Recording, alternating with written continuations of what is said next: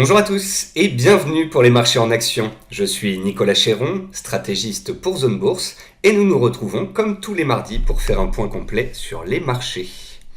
Avant toute chose, un avertissement sur les risques.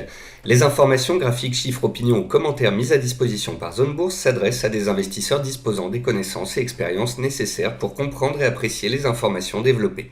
Ces informations sont données à titre informatif et ne représentent en aucun cas une obligation d'investissement, ni une offre ou sollicitation d'acquérir ou de vendre des produits ou services financiers. Elles ne constituent par ailleurs pas un conseil en investissement. Vos rendez-vous de la semaine, tous les matins, le morning meeting d'Anthony Bondin, tous les jours Planète Bourse, la revue de presse de Roxane Nojac, et comme tous les mardis, on se retrouve pour les marchés en action. Au sommaire, un focus marché, les derniers décalages, les derniers chiffres, un top flop macroéconomique pour comprendre les mécanismes de marché, les flux, les rotations, etc. Et ensuite, on passe à l'analyse graphique des indices des matières premières, du Bitcoin et puis de vos actions préférées. On commence par le focus marché. Quel est le cadre actuel sur le marché action ? Eh bien, c'est de la complaisance, presque de l'euphorie. Ça dépend de l'indicateur que l'on étudie. Par exemple, si vous regardez le RSI, l'indicateur de surachat-survente sur le CAC 40, on est sur un niveau de record historique de surachat. Si vous regardez, on va le voir, le AAII, une étude par rapport aux investisseurs américains, on est dans la complaisance, pas encore dans l'euphorie. Si vous regardez le CNN Money Fear and Greed Index, l'indice peur et avidité, on est autour de 82-83, donc on est en zone d'euphorie, mais pas extrême. Ça peut monter jusqu'à 90-95. Bon, tout ça pour dire qu'on est vraiment dans un cadre où tout va bien dans le meilleur des mondes. Le sentiment de marché, c'est le FOMO, donc le Fear of Missing Out. Ça veut dire que les gens ont peur de louper le mouvement, c'est pour ça qu'ils continuent de rentrer dans le marché, même à ces prix. TINA, c'est There is no alternative, ça veut dire que les taux sont extrêmement bas, le marché obligataire ne rapporte rien, donc de toute façon les opérateurs sont obligés d'aller chercher de la rentabilité, de la performance sur les indices. Et puis là, c'est un petit peu Noël avant l'heure, dans le sens où je vous ai montré que la saisonnalité était plutôt positive pour la fin de l'année. Le fait est qu'on est en train d'aller très vite, très haut, au niveau que l'on aurait dû atteindre d'ici Noël. Donc tout ça pour dire qu'on vient de faire, je crois, 6 semaines ou 7 semaines consécutives de hausse sur le CAC 40. Donc il est certain, c'est sûr, qu'on est dans un marché haussier à court, moyen et long terme.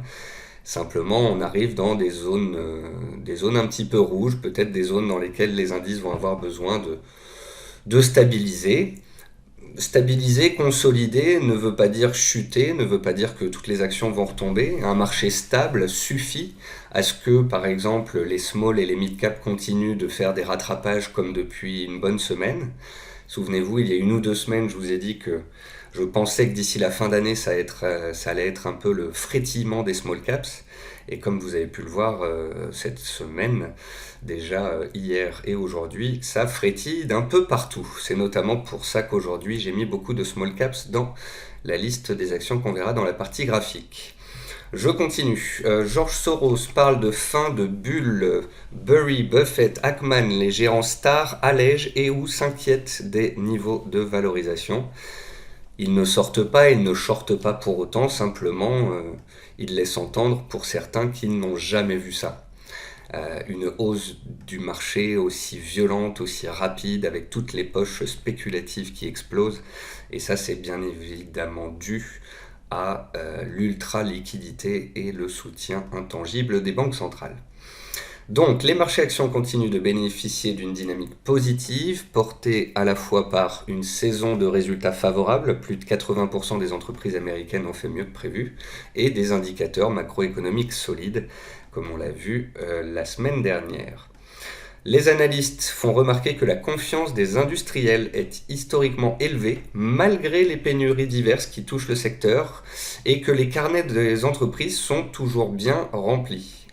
C'est aussi pour ça que les résultats du 3e trimestre, malgré la hausse des matières premières, du coût de l'énergie, malgré les ruptures des chaînes d'approvisionnement, les résultats ont été très bons. Et ça laisse entendre que malgré toutes ces pénuries, eh bien, les résultats du T4 pourraient être bons également.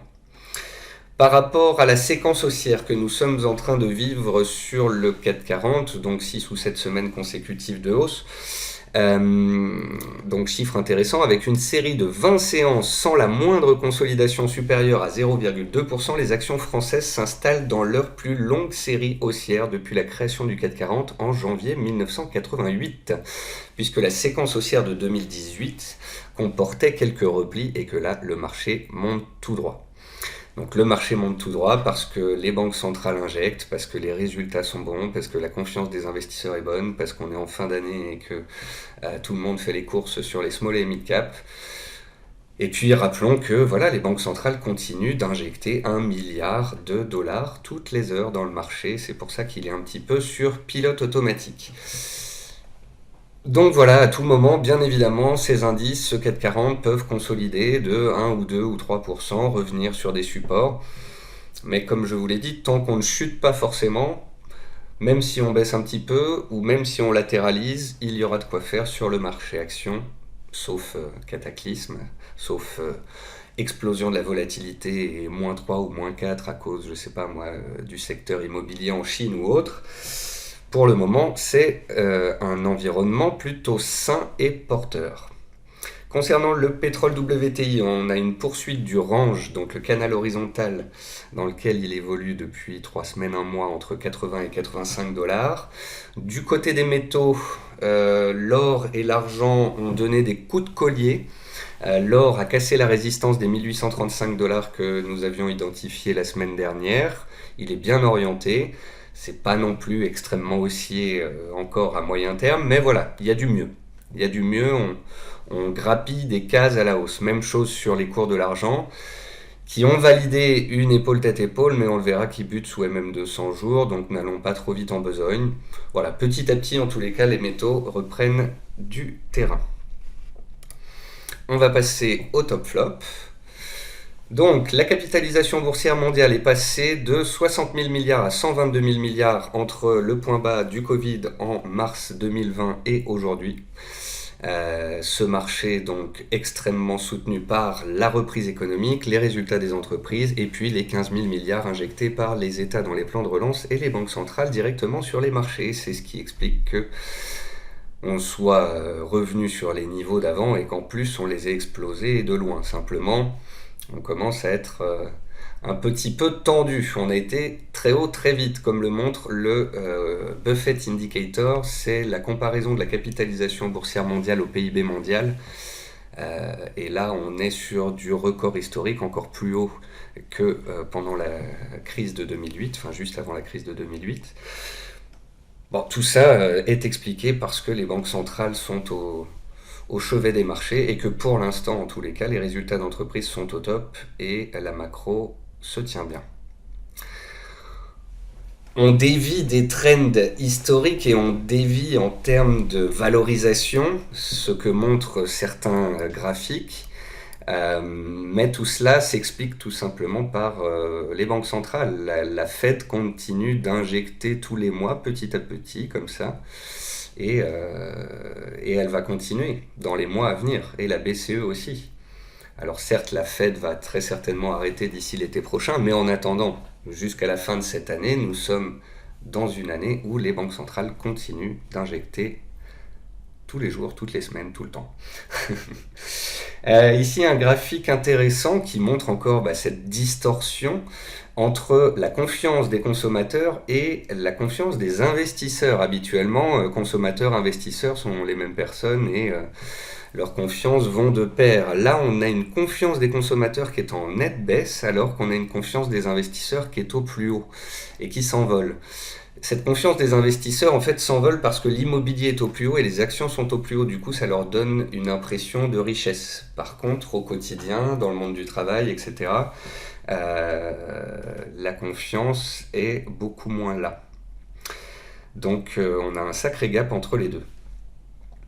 Alors il y a une justification encore une fois du niveau de prix et du niveau de confiance des opérateurs, c'est que en tous les cas ces dernières semaines, ces derniers mois, on n'a fait que réviser à la hausse les anticipations de bénéfices des entreprises. Je vous avais montré les anticipations sur les entreprises du S&P 500 la semaine dernière, et là je vous montre les anticipations de bénéfices selon les analystes pour les sociétés de l'Eurostoxx 600 en Europe. Et donc pourquoi les indices sont repartis aussi fort après la consolidation du mois de septembre? C'est parce que les analystes ont continué de réviser et d'attendre encore mieux en termes de bénéfices pour l'année 2021. Ici à gauche, vous le voyez peut-être pas très bien, mais ce sont les anticipations d'inflation de Goldman Sachs, qui est complètement à côté de la plaque. En mai, il visait 2% d'inflation, en juillet 3%, en septembre 4%, et maintenant ils s'attendent carrément à 5 voire 6% d'inflation. Donc plus les chiffres sont montés, plus l'inflation s'est montrée persistante, plus Goldman Sachs a ajusté son scénario. En gros, il y a 6 mois, ils étaient complètement à côté de la plaque, tout comme l'était la Fed.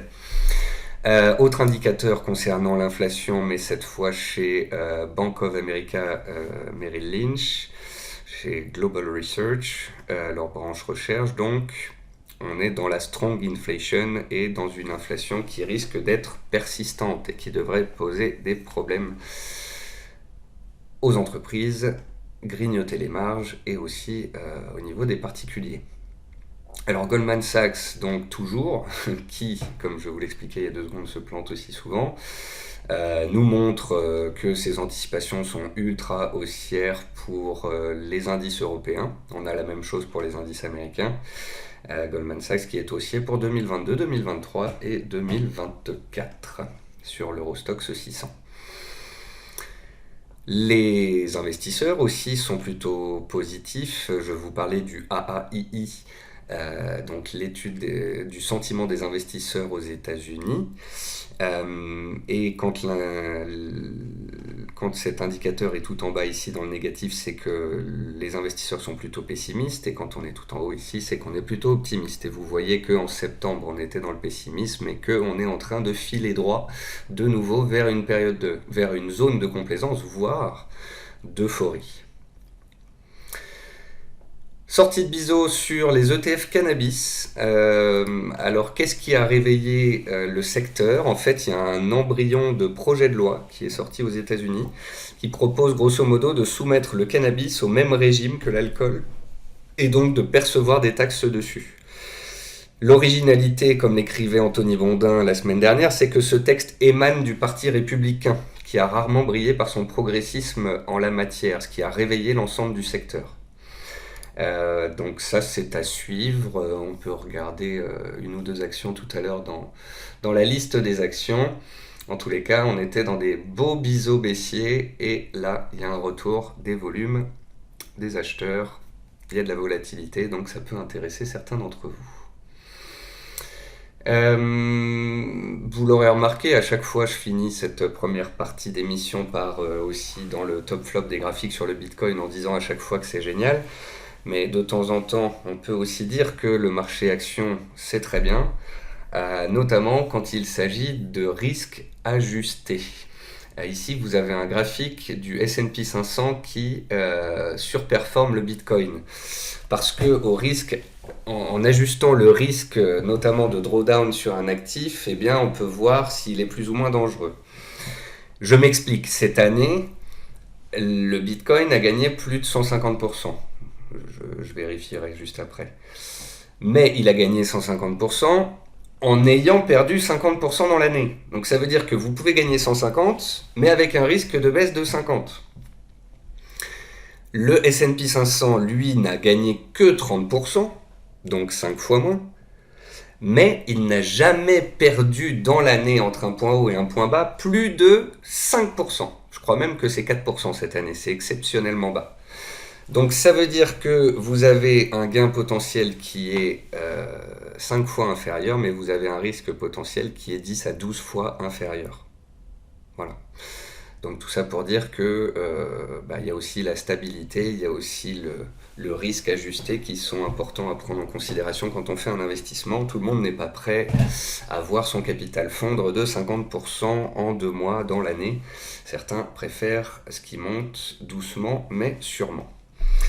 Et ici à droite, c'est le Bubble Basket selon Zero Hedge. C'est tout ce qui est ultra spéculatif, ARK, les sociétés technologiques qui gagnent pas d'argent, les IPO, Grayscale, le fonds qui détient des bitcoins et Tesla. Et on peut voir que après le trou d'air du mois de septembre, en octobre, donc depuis un mois et demi à peu près, on est reparti à fond. Alors dumb money, c'est l'argent un peu débile. C'est l'argent ultra spéculatif, c'est un peu les moutons qui se suivent et ça crée un effet d'entraînement. Et en ce moment, on est là-dedans. Voilà. Donc, je viens de vous expliquer et de justifier pourquoi on est aussi haut, pourquoi on y allait aussi vite, pourquoi les résultats sont super bons, pourquoi les banques centrales ont injecté et ce que ça a engendré en tant que distorsion de partout. Je vous ai quand même montré quelques graphiques aussi qui montrent que il y a de la complaisance extrême, voire de l'euphorie. Certes, la fin d'année est censée être porteuse, mais si on perd 2-3% à tout moment sur les indices pour revenir sur des supports et, et- et rendre un peu plus qualitative cette hausse, ce serait pas mal. Parce que plus on va tout droit très haut très vite, plus le contre-choc peut être violent. Donc il faudrait structurer la hausse, un peu stabiliser, faire des replis, repartir sur les indices. Ce serait peut-être mieux que d'aller tout droit. Je vous montre donc les listes d'actions, les cas particuliers, France et étrangers, quelques belles valeurs en trend following, et puis on parlera small caps puisque c'est la période des small caps avec des valeurs qui ont bien bougé cette semaine, d'autres qui sont en situation d'attente, certaines qui sont des phénix, d'autres qui sont vraiment des cas particuliers spéculatifs, et je rappelle que des phénix avant d'être validés et les small caps qui sont baissières ou neutres, ce n'est pas du trend following et ça reste très spéculatif et ce n'est pas fait pour tout le monde.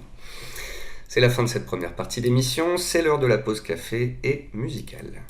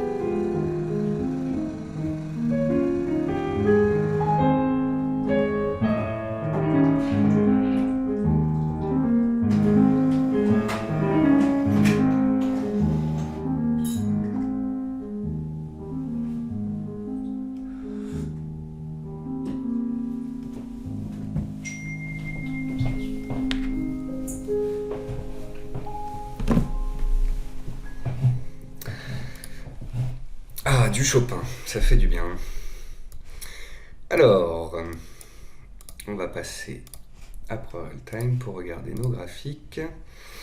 Donc ça c'est le 440. 440 qui aime faire... Alors vous voyez, j'ai regardé dans le passé la longueur des impulsions pour voir que des fois on a des impulsions qui durent très longtemps. Entre par exemple janvier et juin, on a eu 6 mois de hausse. Le 440 avait gagné 1200 points en ligne droite. Donc là, on n'est pas encore dans des hausses qui font ces proportions-là. On est quand même sur du record annuel, du record historique. Le 440 a cassé ses plus hauts de l'an 2000. bien évidemment, comme je vous l'ai déjà expliqué, il faut regarder le CAC 40 GR pour voir la vraie rentabilité du CAC 40 sur le long terme. Donc voilà, on est dans du mouvement haussier. À long terme, au-dessus des mêmes 200, c'est fortement haussier. À moyen terme, au-dessus des mêmes 50, c'est haussier. À court terme, on est dans ce qu'on appelle une tendance en ligne. Donc une tendance en ligne, c'est un peu ce qui s'est passé ici en mai, un peu ce qui s'est passé ici en juillet. C'est des cours qui vont pratiquement tout le temps tout droit. Et où on a ce qu'on appelle un processus, enfin c'est moi qui ai appelé ça comme ça, un processus de consolidation. Ça veut dire que les consolidations se font à l'intérieur des chandeliers ou des chandeliers journaliers ou des chandeliers hebdomadaires. Ici, vous voyez, on monte et puis on consolide à plat, puis on repart, puis on consolide à plat, puis on repart. Et donc les consolidations sont très faibles. Il n'y a pas de pullback, il n'y a pas de cassure baissière. C'est juste des stabilisations avant redémarrage. Tant qu'on fait des plus bas et des plus hauts de plus en plus haut, ça reste extrêmement haussier. Voilà. Et comme je vous le disais, à tout moment, bien évidemment, on peut perdre 1 ou 2%, revenir tester les supports précédents.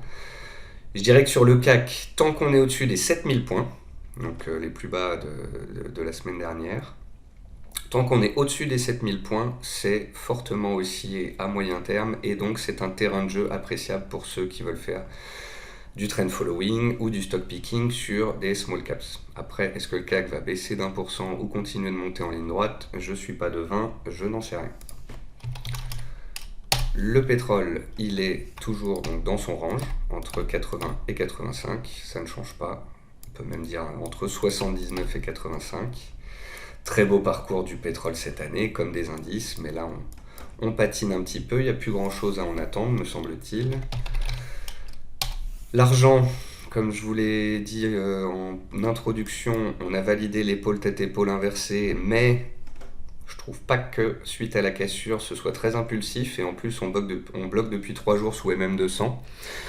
Donc ETEI, pas ETEI, franchement, moi ce qui m'intéresse avec l'argent, c'est que il soit aussi à long terme et qu'on soit dans une zone d'accumulation rationnelle sur le moyen terme. Zone qui peut durer 1 an, 2 ans, 3 ans, dans laquelle j'en achète régulièrement et où j'espère qu'on sortira à terme par le haut. Après, pour ce qui est de faire du court terme sur les métaux, c'est souvent un casse-tête. Et je connais très peu de gens qui font du trading gagnant sur les matières premières, notamment les métaux précieux, en faisant du court terme, plutôt en faisant du moyen-long terme. Ici, c'est l'or. Et sur l'or, donc, on a du mieux, puisque on avait une oblique baissière qu'on a cassée, et cette oblique baissière, elle était conjuguée à un niveau horizontal ici, à 1830-35 $, et on a réussi à le casser. Pareil, on a passé la zone de résistance, on n'est pas non plus dans de l'envolée. Est-ce qu'on va rester neutre comme on l'est depuis le début de l'année 2021? C'est possible. Est-ce que ça peut continuer d'aller à la hausse? Pour ça, il faudrait que le dollar se calme, le dollar qui est sur des plus hauts annuels également. Mais voilà, ce qui m'intéresse moi sur l'or, c'est que on tienne cette zone de neutralité et puis qu'à terme on en sorte par le haut. Et encore une fois, je ne fais pas de très court terme sur les métaux. Et puis on peut regarder le Bitcoin que voici. Le Bitcoin qui est aussi à long terme, aussi à moyen terme, là-dessus il n'y a pas de doute. Simplement, après un très beau parcours ces 3-4 derniers mois, il patine un peu. Il n'arrive pas à s'affranchir clairement de son record historique du mois d'avril. On a fait une incursion, c'est pas passé. On a fait une deuxième incursion, c'est pas passé. Et suite à ces échecs, les vendeurs tentent d'appuyer dessus. Je suis pas devin, je suis haussier sur le Bitcoin à long terme, tant qu'on fait des plus bas et des plus hauts de plus en plus haut. Certains pensent que on est en train de faire un point haut et que ça peut revenir à 40 $, c'est une possibilité. Certains pensent qu'on va aller faire un troisième top comme on l'avait fait en début d'année. On a fait un top, 2 top, 3 top avant de baisser. Là on a fait un top, 2 top, donc certains espèrent qu'on va en faire un troisième. Je sais pas, franchement, moi je suis aussi à long terme, je serais pas étonné d'un secouage de cocotier étant donné qu'on n'est pas passé. Donc ça reste très positif les cryptos pour ce qui est du moyen long terme. quand on fait du DCA et qu'on a diversifié son portefeuille action en prenant un peu de crypto. Après, si vous êtes full crypto en levier, c'est clair que ce qui se passe depuis une semaine, ça fait un peu mal. Un peu mal. Voilà. Mais c'est pour ça que les cryptos ne se traitent pas en levier. Ensuite, on va passer donc aux actions. Hop. Et on commence par les cas particuliers. Donc c'est des actions qui ne sont pas en trend following, ne sont pas extrêmement haussières. La première, c'est Alstom. Donc Alstom, dont on a vu qu'elle était baissière, qu'elle était délaissée. Il y a à peu près 10 jours, j'ai publié un graphique sur Twitter, c'était le vendredi 5 novembre, parce que j'aimais bien ce chandelier-là, où on a été testé une énième fois et où on a clôturé au plus haut du jour. Donc ça, pour moi, c'était un pré-signal. On a commencé à attaquer MM50, et puis là, hop, un gap à plus 10% sur une bonne annonce. On a un peu l'esprit de la théorie du phénix, vous voyez, on a une baisse, on a une stabilisation, on sort par le haut, donc on a un renouveau sur le titre. Mercredi dernier, quand elle a fait plus 10 à l'ouverture, j'ai expliqué qu'il était très rare qu'une valeur du CAC 40 tienne un gap à plus 10 et que généralement on retrace une bonne partie du gap.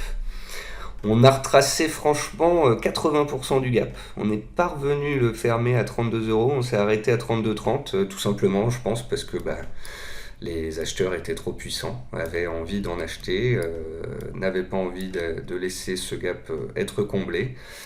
C'est un peu moins propre, mais ça montre d'autant plus la volonté des opérateurs d'en acheter et de revenir dessus suite à ces bonnes annonces. Donc voilà, très beau chandelier aujourd'hui. On recasse les 33,50, c'est le niveau que je voulais vous montrer dans l'émission du jour, mais ça va vite. Et voilà, petit à petit, il y a quelque chose qui se met en place. Donc si vous en aviez la semaine dernière et que vous étiez sorti avec le plus 10, bravo. J'espère que vous avez repris dans la foulée. Si vous étiez acheteur depuis 1, 2, 3, 4 semaines, que vous n'avez pas bougé, c'est très bien. Au final, voilà, on est revenu tester la zone et on repart à la hausse. Donc c'est plutôt favorable tout ça. Maintenant, il faut réussir à casser la mèche haute de ce gap haussier de la semaine dernière.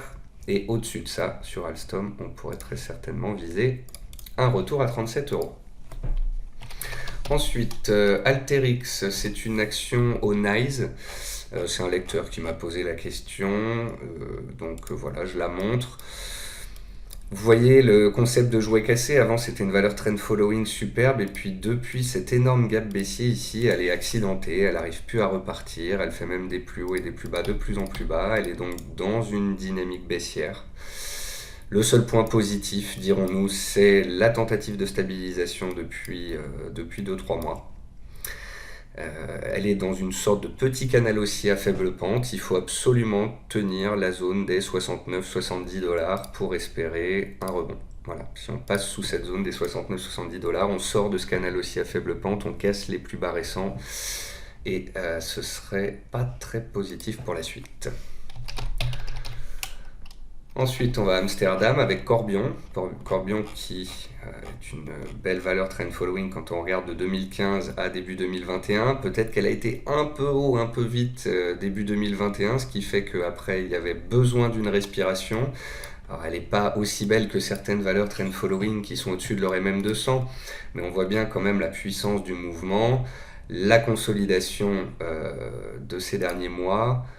Elle est revenue tester une fois la zone, 2 fois la zone, une 3e fois la zone. Et là, on est en train de nouveau de s'en échapper à la hausse, de casser MM50.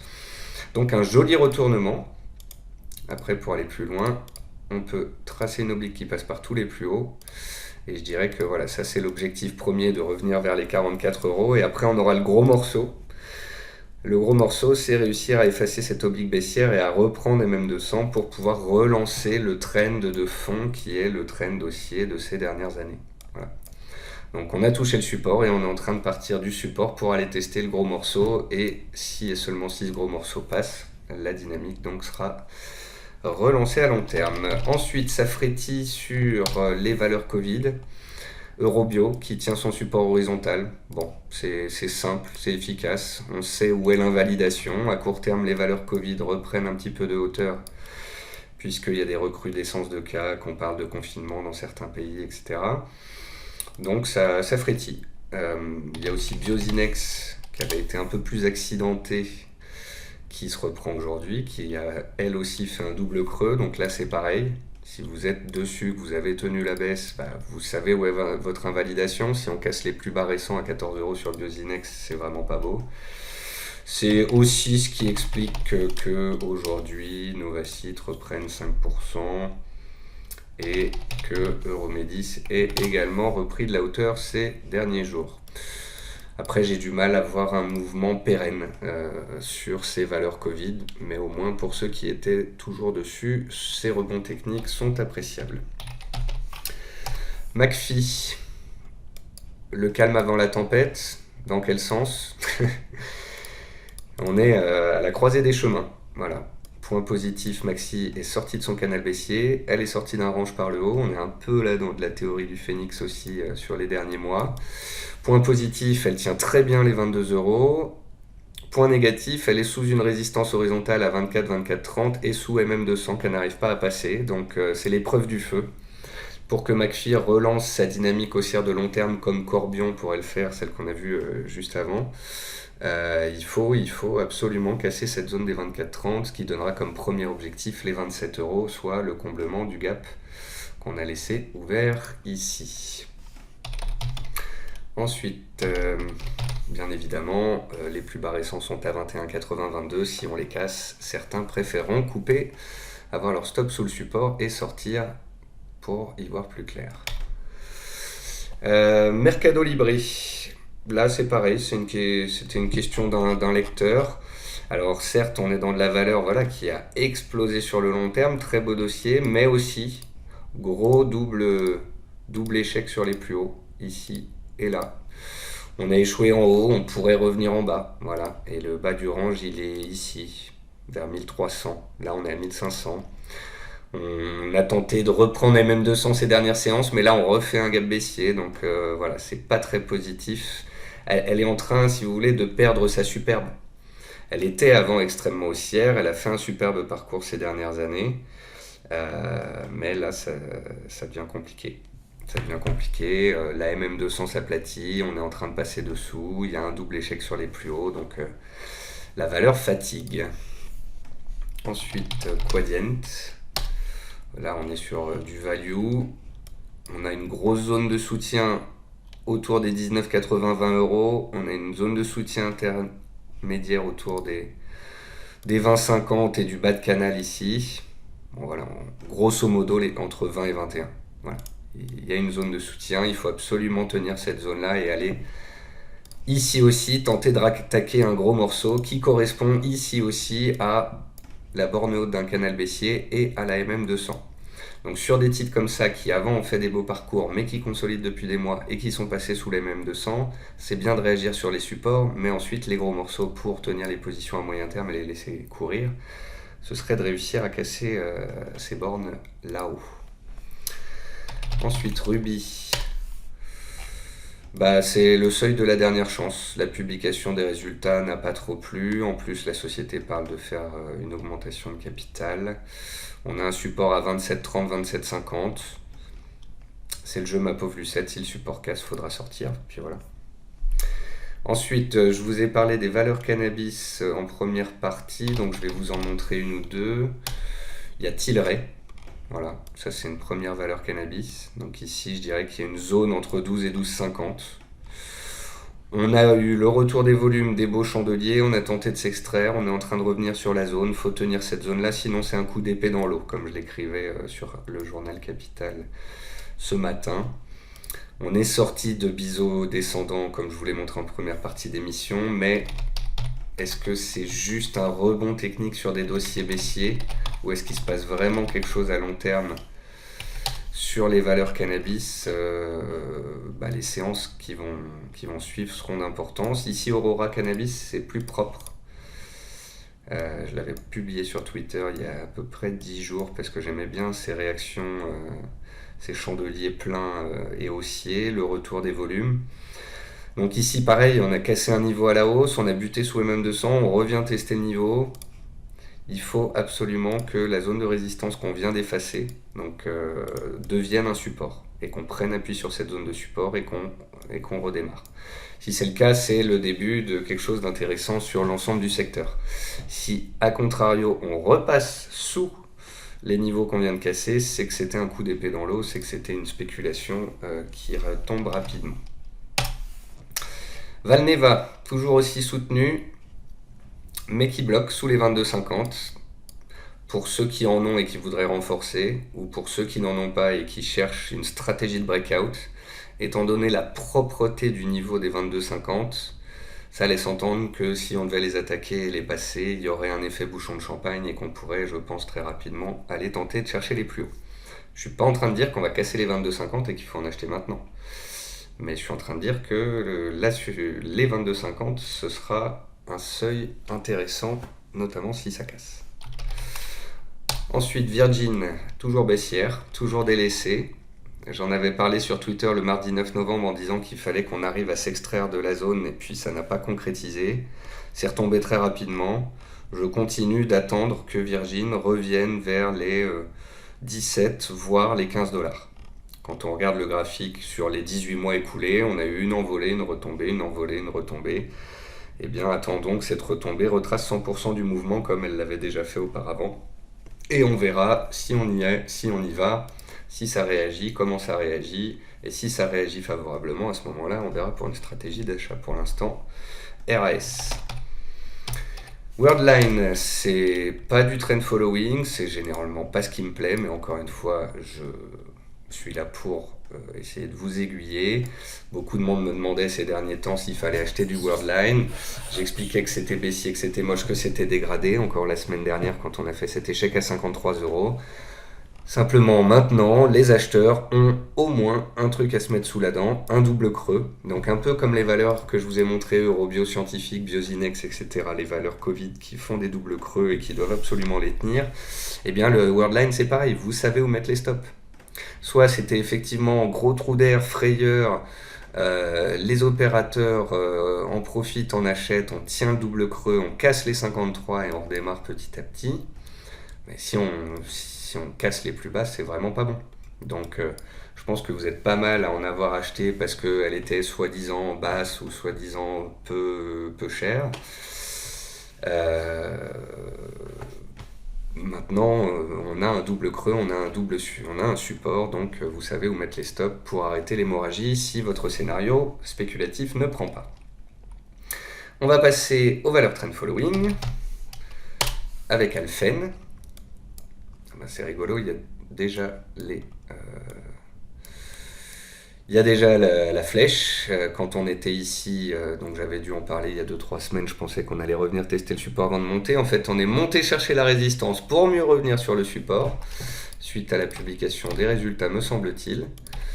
Et voilà, pour l'instant, on est sur un support. Donc on a une valeur qui est haussière à long terme, on a une valeur qui est au-dessus des mêmes 200, et qui vient de tester une zone de soutien clé à 82 €.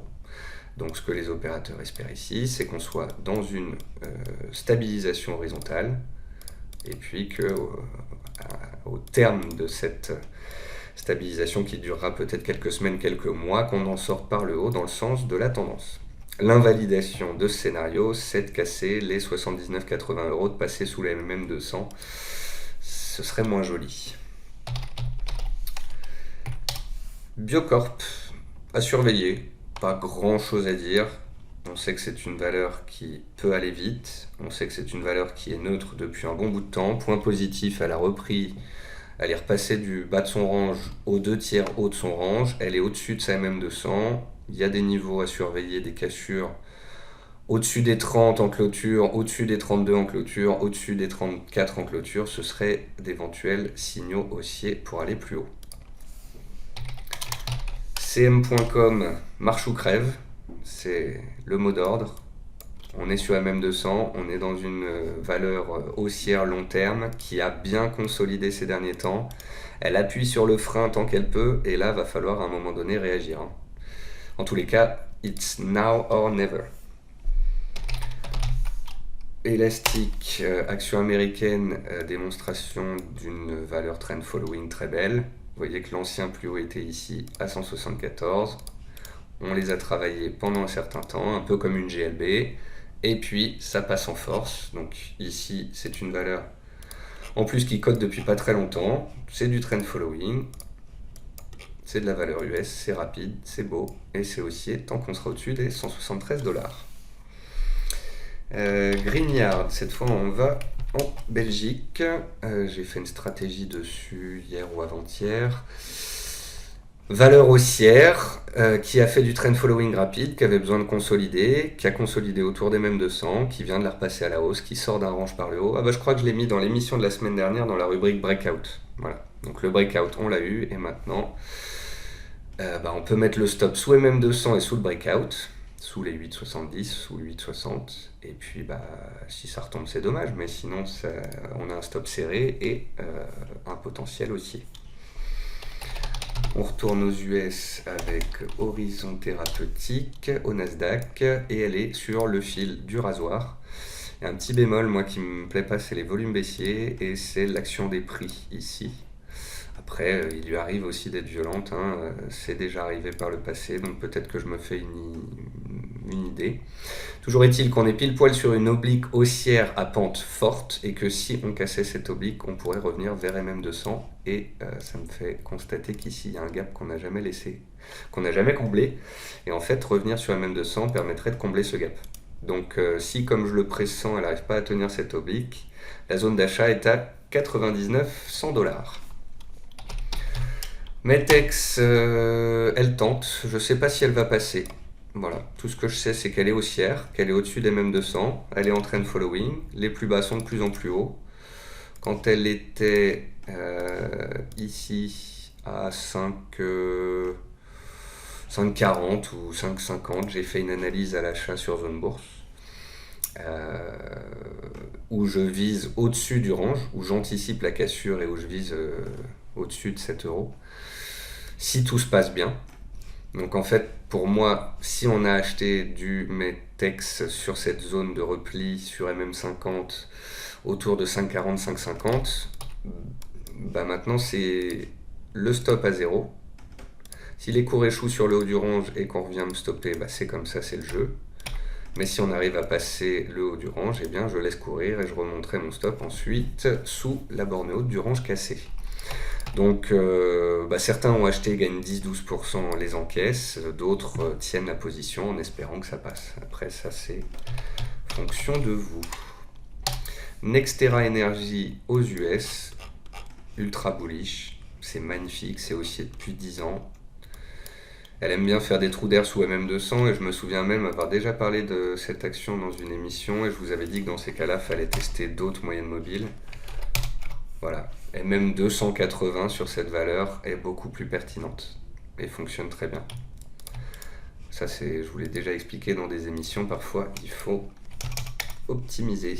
Et comme vous vous en doutez, on est dans une valeur trend following, pile poil sous son plus haut historique, et si ça casse, une cassure de plus haut historique est un signal d'achat.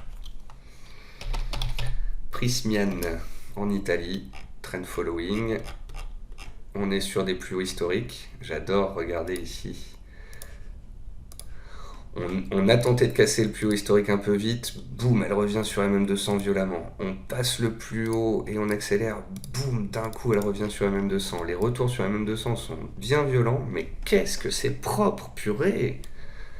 C'est beau, c'est haussier, ça consolide, MM200, ici, repullback sur la cassure des plus hauts, validé, boum, ça repart. C'est les supports, les résistances, c'est beau quand même, c'est pratique.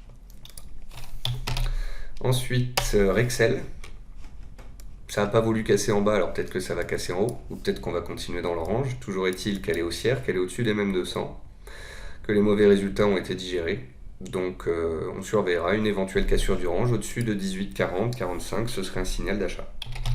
Comme on en a eu un sur MCP, signal d'achat donné hier, on avait un niveau sur les 8-10 en cours de clôture, 8-10, 8-12, les plus hauts en clôture des derniers mois, on l'a passé hier en force, donc certains achètent le breakout, la cassure des 8-10, 8-15, mettent un stop sous les 8 et puis espèrent que ça continue. Si la valeur fait une fausse cassure, revient sur le niveau et que c'est pas propre, bah on dégage. Mais si la valeur continue sa hausse, eh bien on se laisse porter. Avec ici un objectif qui correspond à une zone de gap qui se trouve ici vers les 10 euros.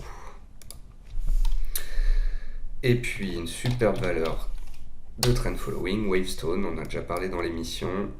MM50 est là, on touche, ça rebondit, on touche, ça rebondit, on touche, ça rebondit, on touche, ça rebondit. On ne sait pas quand ça va s'arrêter, tant que ça rebondit, tant que ça monte, tant qu'on est au-dessus du trait bleu. On remonte les stops et on sourit. Et on va passer maintenant aux valeurs, donc Phoenix et Small Caps. Art Market, small cap spéculative en rapport avec ce qui se passe actuellement sur les NFT, les cryptos. Atari, c'est la même chose. Cabas, c'est un Phoenix. Serinov, Phoenix. Fijac, Phoenix. Kerus, Phoenix. Lexibook, Phoenix. Navia, cas particulier. NetGem, Phoenix. Parrot, court terme sur support. Le Solocal, survendu. The Blockchain, cas particulier. Pareil en rapport avec les cryptos. Donc, on commence avec Art Market, qui nous a fait en fait un Phoenix, qui était baissière depuis 2018, bloqué par MM200. Il y a eu ici une cassure d'oblique, une première avec du volume. Ça, c'était un premier signal. Elle a essayé de s'affranchir de MM200, elle n'a pas réussi. Le deuxième signal, il est là, hausse de volatilité et surtout des volumes très très très puissants. Dès le mercredi 10, alors qu'elle n'était encore qu'à 7 euros, on avait des volumes très très puissants. Ensuite, on a eu une cassure de range, donc la validation d'un Phoenix avec clôture au plus haut, volume historique. Et ce lundi, envolé, ça a certainement jasé sur les forums ce week-end. Bravo pour ceux qui l'ont fait, c'est vraiment magnifique. Et pour la suite, tout dépendra de ce que va dire le patron jeudi soir. Le patron va s'exprimer. Il y a un projet de plateforme NFT et tout ça. Les NFT, c'est à la mode. Ça peut rapporter énormément. Mais je vous rappelle aussi que Art Market, il y a 2 ans, a explosé à la hausse parce qu'elle était en train de signer un énorme partenariat avec la Chine qui n'a pas fonctionné. Je vous rappelle aussi que Art Market, c'est dans son histoire habituelle de faire des envolées et des retombées. C'est pas la première fois. On connaît la boîte, on connaît le patron. Moi, ça fait 15 ans que je la suis. Donc, voilà. À vous de voir si vous avez envie de tenir jusqu'à ce discours ou encaisser au moins une petite partie. Atari, spécialiste des envolées. Parfois, elle fait des envolées, puis elle retrace une bonne partie avant des fois de repartir. Donc, il faut faire... Mais elle est assez claire dans ses niveaux. Ici, on a un niveau à 0,49, niveau qu'on avait testé d'ailleurs pile poil là. Donc c'est vraiment super propre. En plus, il y a la MM200, regardez. Hop. Donc on a clôturé, ils ont fait, les acheteurs, en sorte de clôturer 0,5 centimes au-dessus des MM200, histoire de dire, ça y est, on est en train de passer, il y a du volume et tout, mais ça n'a pas été suivi d'une confirmation. Gap baissier sous résistance aujourd'hui, pour l'instant. Il n'y a pas la puissance pour aller plus haut. Il y avait un coup spéculatif à faire, elle était survendue, elle est sortie d'un range, elle s'est reprise avec du volume, ensuite elle a fait le breakout des 0,40. Elle a délivré 60% de perf. Maintenant, à vous de voir si vous prenez des bénéfices ou si vous attendez la rupture des 0,50 et des mêmes 200. Ça, ce serait un vrai beau signal de moyen terme. Ce qu'on a eu là à court terme, c'est un rebond spéculatif en mode Noël. C'est Noël, c'est la fin d'année, il y a de la spéculation sur les small caps, il y a des démarrages de partout, mais il y en a plein qui démarrent et qui retombent. Pour l'instant, c'est ça.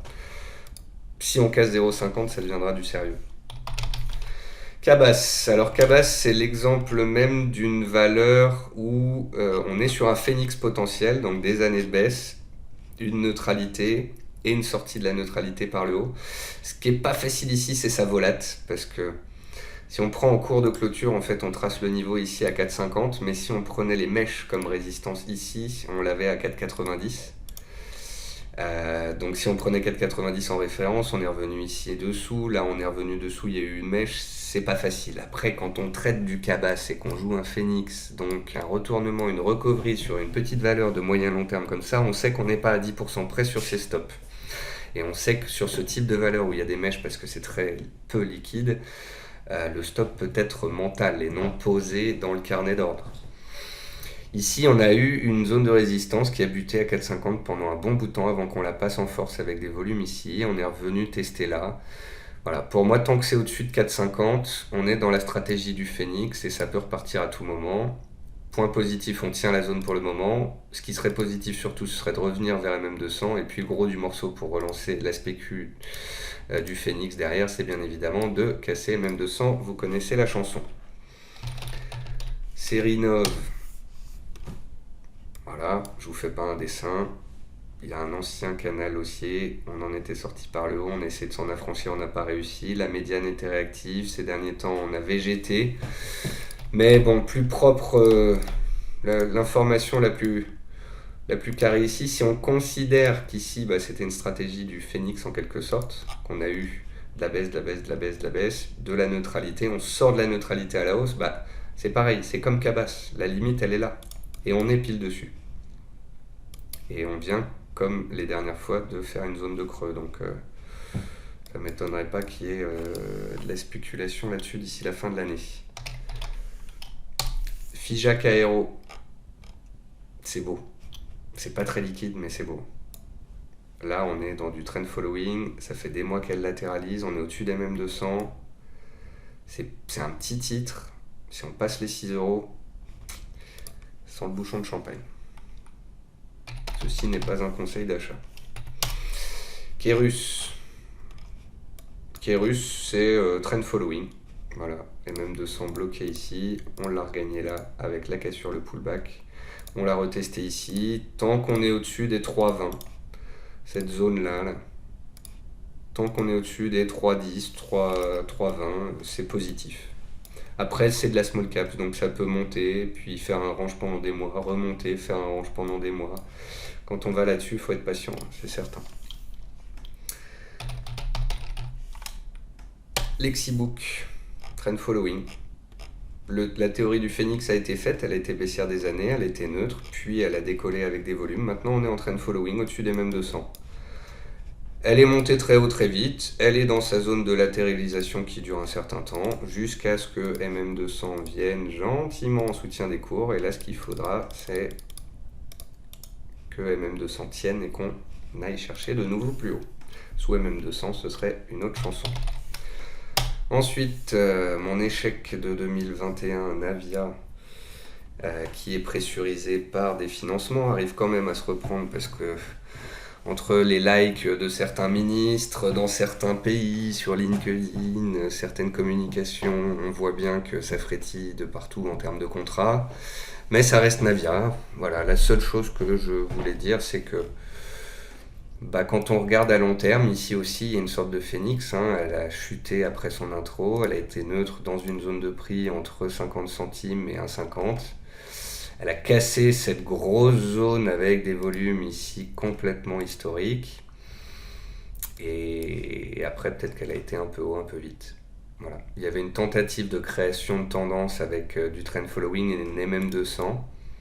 Et c'est ici que c'est parti en sucette, en avril. Ça tenait plus, elle a plus voulu tenir les supports, elle a cassé MM200, ils ont fait le financement Kepler et comme vous le savez, financement, dilution, pression sur le titre et ça a cassé la dynamique et ça a cassé le jouet qui est revenu du coup sur sa base. Et donc deux informations ici. La première, c'est qu'on a une énorme zone de soutien qui a tenu, une zone d'accumulation. Et la deuxième info, c'est que la vraie grosse résistance de moyen terme, vous la connaissez, c'est MM200. MM200 qui ici avait été passé à la baisse, ce qui avait changé la structure du titre, qui était devenu moche, qui a bloqué d'ailleurs dans la spéculation au mois de septembre. Donc ok, on a tenu la zone, on rebondit, c'est bien. Maintenant, pour parler un jour d'un signal haussier de moyen terme sur Navia, il faudra passer MM200. Nedgem, c'est beau. Est-ce qu'on est dans ce qu'elle sait faire historiquement, c'est-à-dire une soucoupe, baisse, hausse, baisse, hausse, baisse, hausse, ou est-ce qu'on est dans un phénix, c'est-à-dire un vrai phénix où elle va pas retomber après la hausse? Eh ben j'en sais rien, mais peu importe en fait, puisque dans les deux cas, elle semble dans son processus d'accélération de hausse. Est-ce que ce processus va durer? Est-ce qu'il retombera par la suite? J'en sais rien. Tout ce que je sais, c'est que là, on a fait des plus bas de plus en plus bas, puis des plus bas de plus en plus haut. Elle s'est retournée, elle a gagné MM200, elle est en trend following aussi avec des plus bas et des plus hauts de plus en plus haut depuis 3-4 mois maintenant. Prochain objectif, c'est d'aller chercher les 1,70, et si on casse les 1,70, on valide la théorie du phénix, et elle pourrait même mettre un coup supplémentaire. Donc c'est joli, c'est joli, c'est joli. Ensuite, Parrot, ça fait longtemps que j'en ai pas parlé, il faut dire que c'est plus liquide du tout. Elle était en trend following post-Covid, puis elle a cassé MM200, un peu comme certains titres qu'on a regardés dans cette émission, et tout comme certains titres qu'on a regardés dans cette émission, elle est revenue sur une zone d'importance, les 4,50. Donc il faut tenir cette zone-là, étape 1, et l'étape numéro 2, casser les 5,10€, donc la borne haute du range dans lequel on est depuis plusieurs semaines, pour donner un signal haussier. Je pense d'ailleurs que la MM200 va arriver petit à petit à la baisse ici et que à un moment donné, je l'espère pour ceux qui sont à l'achat dessus, si on casse les 5,10€ et MM200 quand ils sont conjugués, ça peut être puissant. Ensuite, sur local, c'est tout ce que j'aime pas, c'est ultra baissier, c'est ultra moche, c'est tout en bas. Même aujourd'hui, ça n'arrive pas à rebondir, mais voilà, ce que je voulais vous montrer, c'était ce petit range de court terme entre 1,25 et 1,36, 37. Voilà. Il y a un range, on a testé la cassure par le haut, on n'a pas réussi, ce qui n'est pas beau. Par contre, si on y retourne et qu'on le casse pour de bon, là, il y aura quelque chose à faire. Voilà. Donc, vous savez où placer votre alerte. Et enfin, The Blockchain. Et j'ai envie de dire enfin, c'est pas mal, heureusement, pour ceux qui étaient dedans, qui patientaient depuis un petit bout de temps. J'ai posté cette belle oblique ici, verte, quand on était à 1,10 le 8 novembre, à 1,20 le 8 novembre. J'ai reposté une mise à jour à 1,35 le 10 novembre sur Twitter, et on est monté là jusqu'à 1,80. C'est une zone horizontale qui bloque, et puis aussi cette oblique qui passe par tous les plus hauts qui bloquent. Donc, point positif, on est passé du bas du triangle au haut du triangle. Quand je parle du triangle, je parle de cette structure-là. C'est pas encore fait. C'est pas encore fait. Il y a du mieux, il y a du bien, mais c'est pas... Pour les court-termistes, on a fait un bon bout de chemin et donc certains prennent des bénéfices. Pour ceux qui sont à moyen terme, ce serait préférable qu'on tienne les 1,45, 1,50, voire même 1,55. Et qu'on reste et qu'on arrive dans les séances qui viennent, ne serait-ce qu'à latéraliser et à petit comme ça arriver à s'affranchir de MM200 et puis peut-être passer cette oblique baissière. Si on repasse sous les 1,45, on revient dans le range, on revient neutre et ce serait dommage. Donc il y a eu des volumes, il y a eu de l'impulsion, après c'est de la hype, c'est de la mode. Depuis une semaine, les actions CBI, Art Market, The Blockchain, tout ce qui est de près ou de loin avec NFT, crypto ou autre dans son nom ou dans ses projets a explosé. C'était un mouvement de foule. Et donc ça a permis un beau rattrapage, un rebond technique. Maintenant, derrière, il faudra que la société aussi nous annonce des bonnes nouvelles, qu'on arrive à s'affranchir clairement de cette zone de la MM200 et de cette oblique baissière. Et si et seulement si on casse les 1,80€ dans les semaines qui viennent, là, on pourra dire que la tendance haussière de moyen terme renaît. Pour le moment, on passe de baissier à neutre à moyen terme. Il y a du mieux, voilà.